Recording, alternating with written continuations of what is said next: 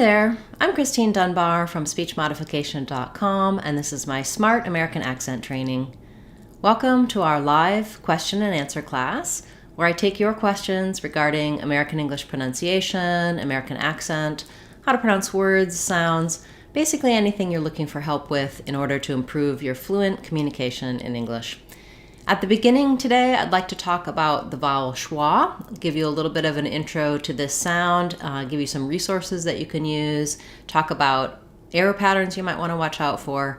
You can ask questions about this topic or any topic at any time by just typing them in the chat. So we'll get to your questions next. First, let's take a look at this vowel schwa. What is schwa? So it is the name for a vowel sound, and there are two kinds. There's a stressed schwa and an unstressed schwa, but basically both of these sound like And the only difference is that some places it's the only vowel in the word, or it's the most important vowel in the word, so it's going to be longer, it sounds like and other places it's going to be very short and reduced, it might sound like So it's the same mouth position, same sound, but plays a different role depending on the word that it's in.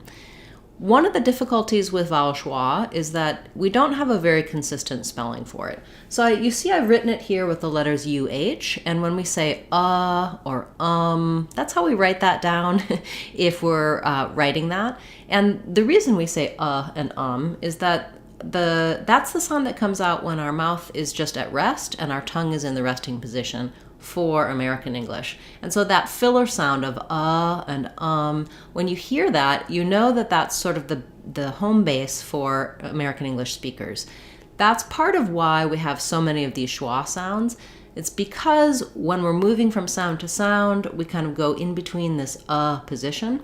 In a word like above, our main stress is on the above syllable, but we're saying the same sound, so a short schwa and a long schwa in above. Let's talk a little bit about how this sound is spelled, accent error patterns to watch out for, and give you some tips. Sometimes it's spelled with letter A, as in was or above. In this case, this is a stress schwa, was. Above, it's a short little unstressed schwa, and many words that start with A have that unstressed schwa. Above, across, again. You can check out my videos for that to help you kind of learn how to make those letter A's when they're unstressed at the start of words. Then I would say this is the one that I think of when I think of schwa, and it is about, I believe, 60% of the time when you see letter U in a stressed syllable, it will say the schwa sound. So words like such and fun, those can be good anchor points to compare when you're wondering if a word has a schwa vowel or not, thinking about how it sounds when you say such or fun and visualizing that UH or that letter U.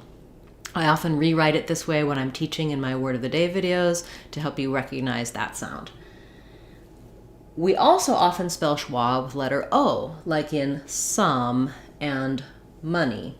And one tip that I give people is if they're having trouble making a schwa when they're saying these words, they may want to think of it as letter U. So this kind of sum, as in I'll take some, and this kind of sum, as in the sum of two numbers, have the same pronunciation. So if it helps you to visualize sum with the UM spelling, then that's one way to be more confident when you're pronouncing this vowel.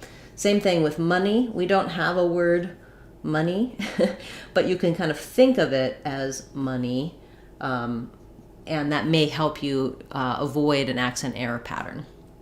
One of the accent error patterns that we have, the most typical for schwa, is that people will say more of an sound than an sound. So you might be saying, instead of saying was, you might say it more like was, or money might sound like money. That basically means your mouth is too open, the vowel is too tense. I do have a specific video comparing words that have the versus the vowel. For example, words like hot versus hut.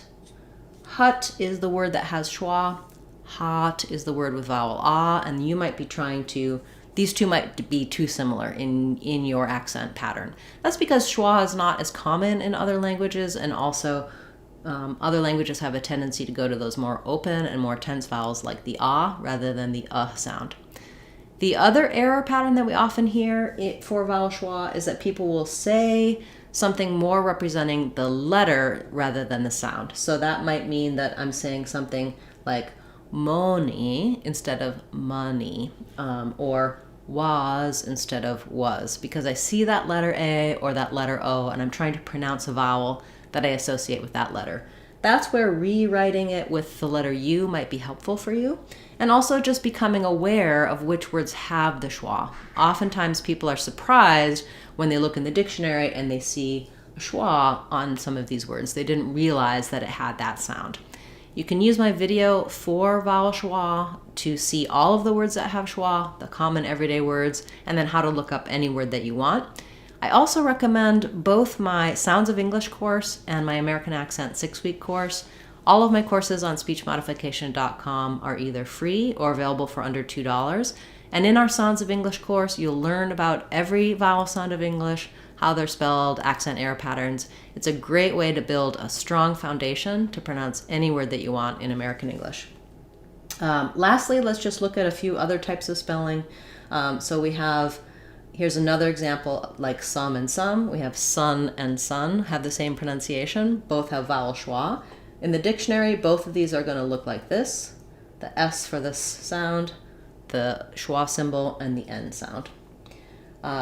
These words like does, was, buzz all have the same schwa sound. So we can spell this sound with OE, with A, or U.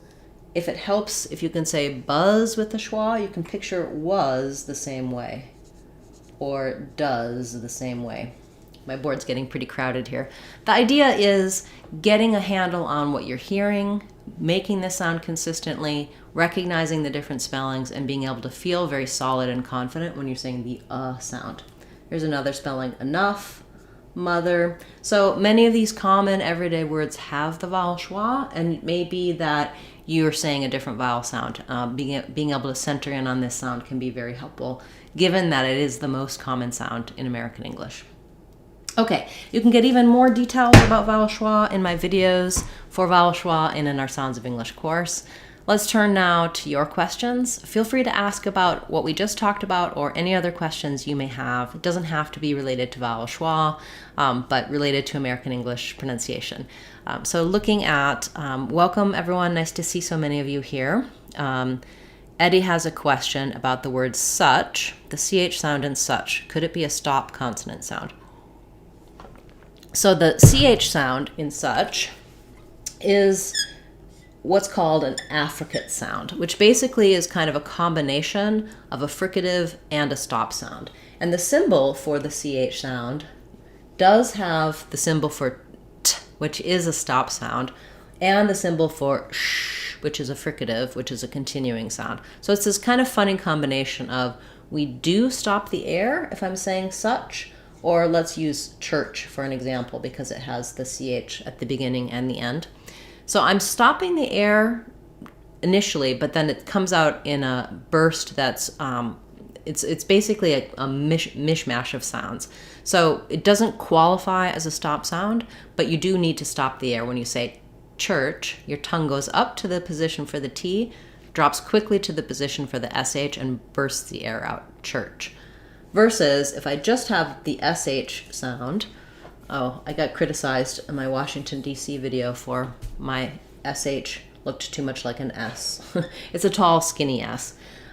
This sound, sh, continues. This sound, t, stops. And then this sound, ch, ch, ch, is kind of in between those two. Good question. Thank you, Eddie. Okay. And we have another question between the difference in mom between the British and American sounds. So mom, so what you're probably asking about is in American English, in the dictionary, you're going to see this symbol, which I often rewrite as ah. And in British English, you might see it written with this backwards A. And basically, sorry, I'm not used to writing that symbol. It's like this. And what you'll see is that this ah symbol it's basically got a different placement than the ah, and it's a little bit rounded. So if British are saying, for example, mom, ma, om, they have a little bit more lip rounding. I believe it's further back in the throat, where the resonance happens. So thinking of ah, mom, this one is a little closer to the ah. It's not the same as ah, but I think that, listening to the two of them, the main difference is the shape of the mouth, and you don't want any rounding. If you're saying mom in English, you don't want any rounding. If you're using a British accent, you're going to have some rounding there. Mom, ma, mom. Don't take my example of a British accent as being a perfect example, because of course listening to a native speaker say it and watching their mouth would be a better resource if you're trying to use the British accent. But the important thing for those of you learning and focusing on how Americans pronounce, you're going to really want to avoid any kind of rounding when there's an ah vowel in the word. Great question. Thank you, Eddie. Okay, we have a question about what and ton use short U, but I hear a different tone of short U. Okay, so again, back to our vowel schwa sound. Both what and ton have the sound.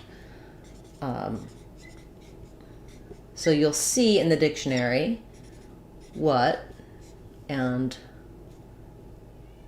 ton. And what you probably notice that's different here is, yes, the context makes a difference in how a vowel sounds. So when we have that W before it, it's a rounded sound. What. So same with something like was. I'm still going to have a little rounding as I'm going into the vowel.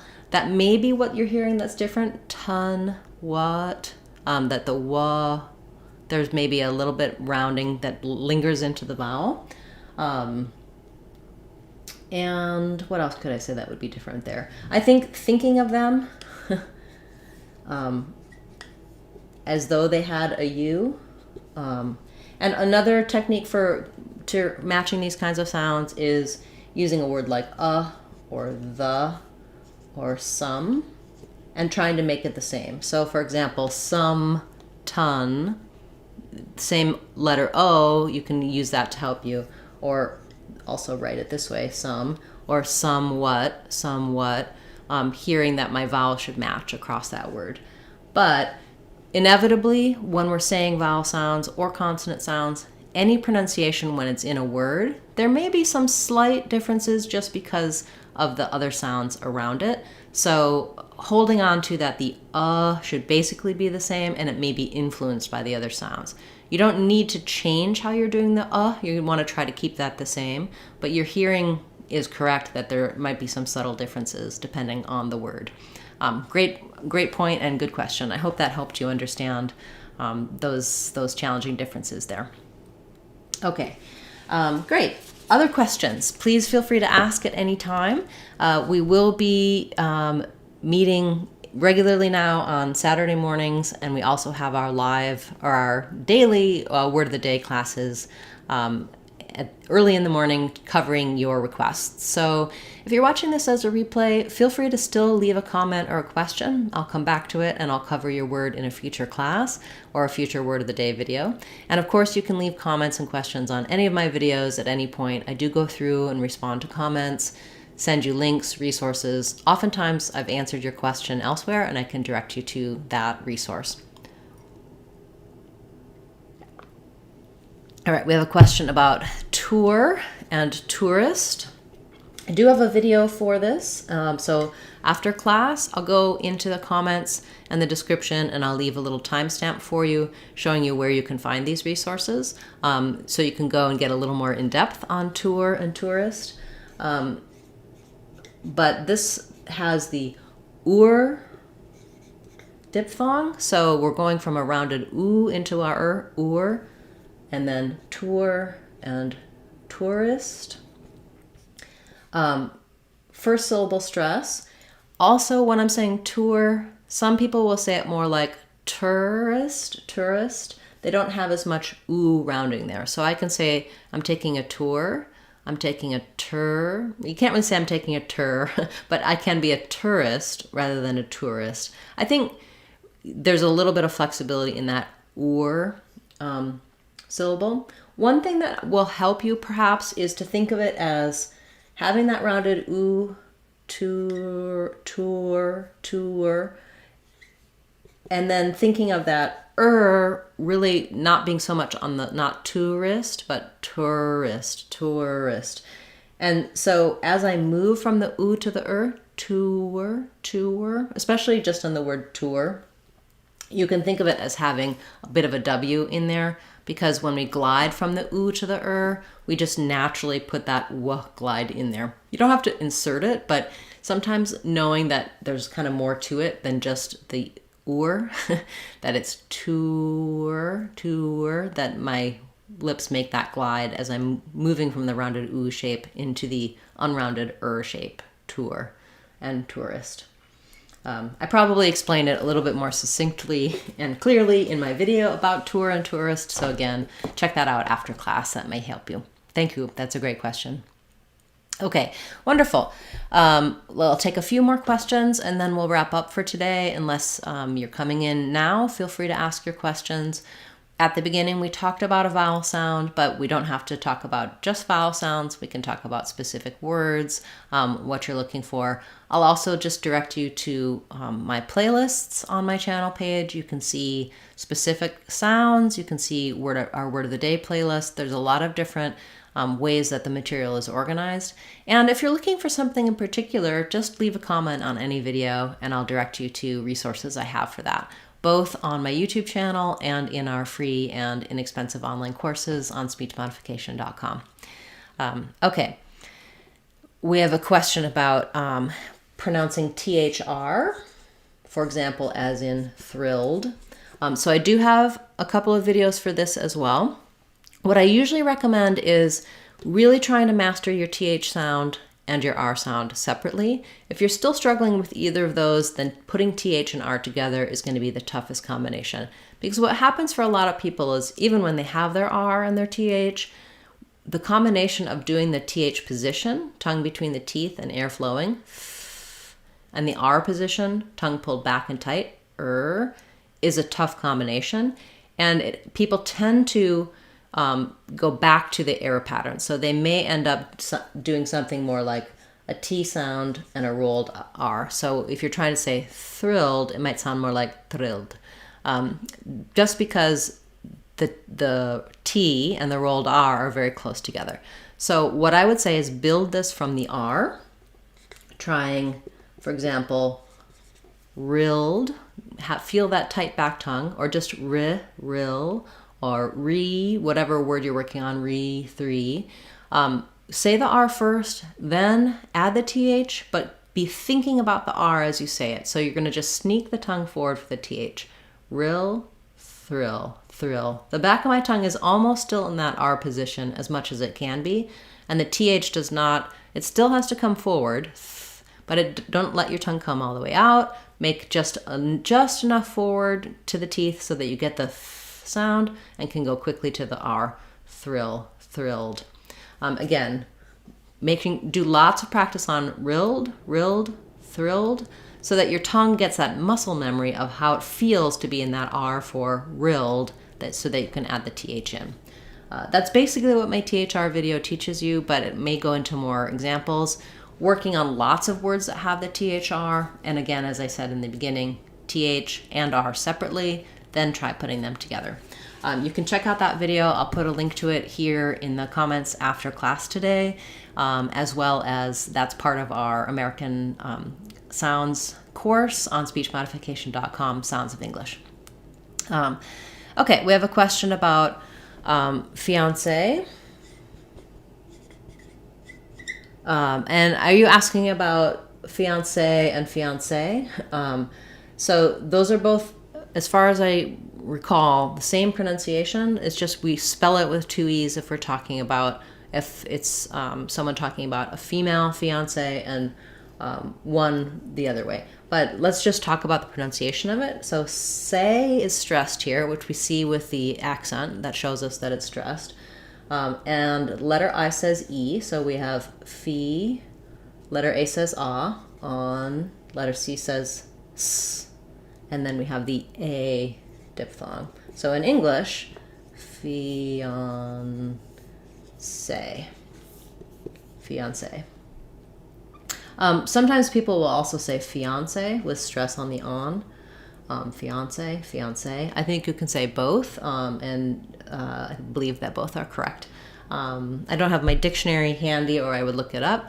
I do recommend always double checking in the dictionary, because sometimes you'll see there are more than one correct pronunciation. I'll go back and check in on that for you and verify that when I come back to leave my timestamps and comments on this video. Great request. Thank you. Okay, we have a question about the word yacht. So yacht is kind of odd with its spelling. The CH is silent. We have the ah sound, so we have first syllable stress, and it basically sounds like yacht with the ah vowel. Yacht, not. Rhymes with not. So you could think of that's not my yacht, which would be true for me, not my yacht. Yeah, great request. Thank you. Question about the name Curtis. So most American speakers would say this name as with a stressed they would have a flap T, would sound a little bit more like a D. So basically like Curtis with an S sound. First syllable stress, Curtis. That's because the T is in between two unstressed syllables, and it has first syllable stress. So tight R, Curtis. Yeah, okay, great question. Thank you. I do have a full playlist for names where I'm talking about people's names, place names, brand names. That's often hard to find correct information on, because you can't always look up a name in the dictionary. When it comes to an individual's name, it's always helpful to actually ask that person, because something like Curtis, I can't think of other ways that people might pronounce it, but there are sometimes unique pronunciations of individual names, so each person is the expert on how to pronounce their exact name. Of course, there's lots of general names and typical pronunciations for them, and that's what we talk about in our names playlist. But when you're talking about a specific person, if you you want to ask them for help on how to say their name and get some specifics from them as well. Okay, great. We have a question about cafeteria. So even though cafeteria has cafe in it, they have different pronunciation, and you also asked about cafe. In cafe, we have second syllable stress. We have the a black cat vowel, so you can think about cat, cafe. And then we're stressing on the fe syllable. There's our a diphthong that we were just talking about in fiancé. So it sounds like cafe. But those same letters in cafeteria don't say the same sounds, because there we have stress on the tier syllable. So there it sounds like it's still an a vowel, so maybe a little secondary stress there. Cafa. Now letter E says the sound. Stresses on tier. Oh, my stress symbol is very big there. Tier. Oops. So here we have the ear diphthong. Ear. And then an E and another So that would sound like calf, tier, E, with the stress on tier. Cafeteria. Yeah, it's interesting. I hadn't thought about how those are different, but it can be a little confusing when we have similar spelling, similar words, but different syllable stress changes how we say those vowel sounds. Great question. Thank you. Okay, wonderful questions today, everyone. Thank you so much for these great suggestions. It's so great to hear what you're curious about. It helps me know what to cover not only in this class, but in future classes and in my lessons in my online courses. I'll be back again tomorrow with another Word of the Day class, as well as Saturday we'll have our live question and answer class. And also tomorrow we'll have our members only class, which is this same class but a smaller group. Channel members can also ask their questions at any time throughout the week, and I'll answer them for them on Sundays, even if they can't make it to the live class. So if you haven't yet checked out channel membership, you can click the join button and see some of the options. It's a great way to get some extra perks and to support speech modification. If you haven't yet subscribed, please do so. Like, share, comment. That really also helps the channel grow and helps more people discover it. So I appreciate your help with that. Thanks so much for being a part of class today, and I look forward to seeing you next time. I'm Christine Dunbar from speechmodification.com. Remember, if you want to sound like a native speaker, you can do it. speechmodification.com. Bye, everyone. Thank you for a great class.